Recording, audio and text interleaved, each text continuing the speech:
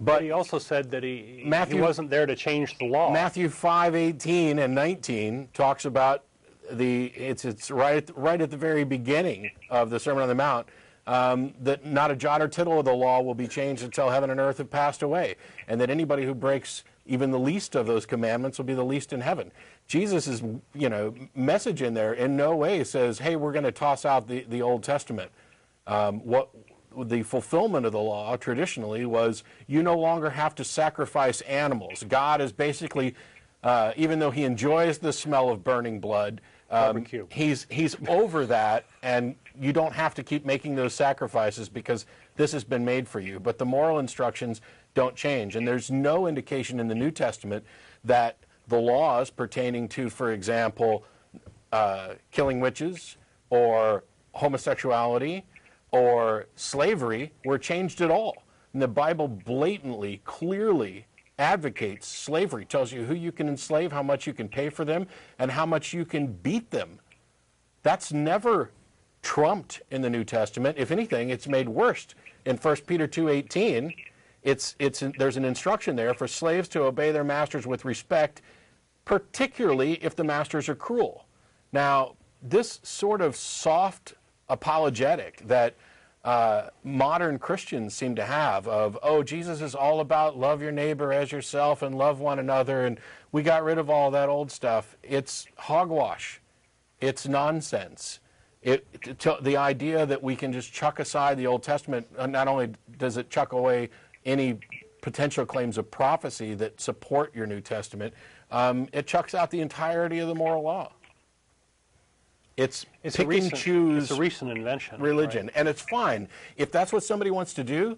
I mean, if there are good people who would say, I think the Bible's wrong about slavery and genocide and all of these other things, and I'm just going to focus on these particular passages that are attributed to Jesus because I think that they are a good way to live. That's perfectly fine, and I'll applaud them all day long for chucking out the obvious immoral stuff. But if they're going to run around and use the same label as other people, all they're doing is sowing confusion. It's not my fault that there are 1,000 different Christian denominations out there. All of them believe something different, and these 10 are engaged in attempting to sideline the rights of everybody else based on their own beliefs, and these 20 are in favor of, bombing abortion clinics, and these 3 over here are okay with gays because they've done their, it's absurd. And there's no, like I said, there's no way for an outside observer to tell, and there seems to be no intervention from the God they believe in to clarify this to anybody. And so it ends up making the entire institution look bad, which is why, I'm not thrilled with overgeneralizing because there are plenty of, good and reasonable Christians. But it's a legitimate complaint. You got to clean your own house if you don't want people to lump everybody in one bucket. Okay, yeah, definitely. I can definitely agree with you there. But, are you saying that the world would be better without the belief of God? Yes. I think so, too. I'm convinced that's the case. What about a lot of the people in the world who actually draw hope from the fact that there is a God? There's a study done recently that looks at the religious belief in first world nations, Europe and the United States, and some of the countries in the Americas and Australia, of course. And it correlates. It looks at the rates of religious beliefs in these countries versus various social ills like abortion rates, sexually transmitted diseases, homicide, infant mortality, teenage pregnancy, and all these things. And on all of these things, religious belief is correlated with the ill. That is, belief. As belief increases, societal health decreases. And while you can't draw a causal link, there's a strong correlation there. But to your specific question about drawing hope from it, I understand a lot of people do. And it seems to be, especially if you're doing it, a good thing. But there's an old quote that there's a lot of claims about Christians being happier than other people. And there's a quote that Russell referenced yesterday, which is the fact that a believer is happier than a non-believer is no more to the point than that a drunk is happier than someone who's sober. And you can draw hope from all kinds of things. I understand you can control behavior with a lie. You can make somebody feel good with a lie. You can ease anguish and fear and mourning with a lie. It happens all the time. It doesn't change the fact that it's a lie. And it's my personal view. I would prefer the truth.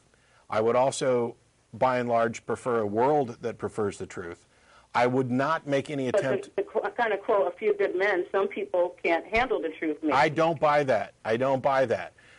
And we talked about this. Some people might need to grow up. We talked about this yesterday. This idea that there are some people who just need it.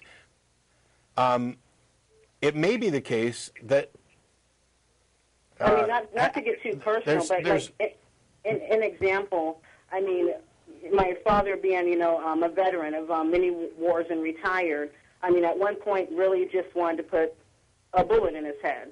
But it was because of his faith in God that he would get through it, and that God was with him that moved him to the next level. And I understand that. My thing is that when people say that people need religion, that they couldn't cope without it, etc.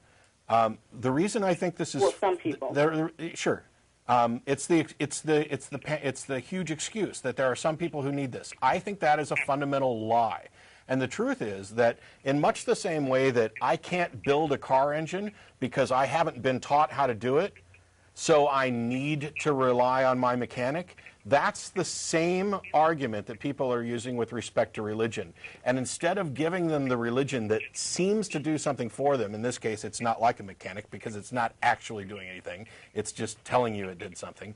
Instead of doing that, we need to give people the tools with which they can take control of their lives, they can deal with reality, they can learn to cope.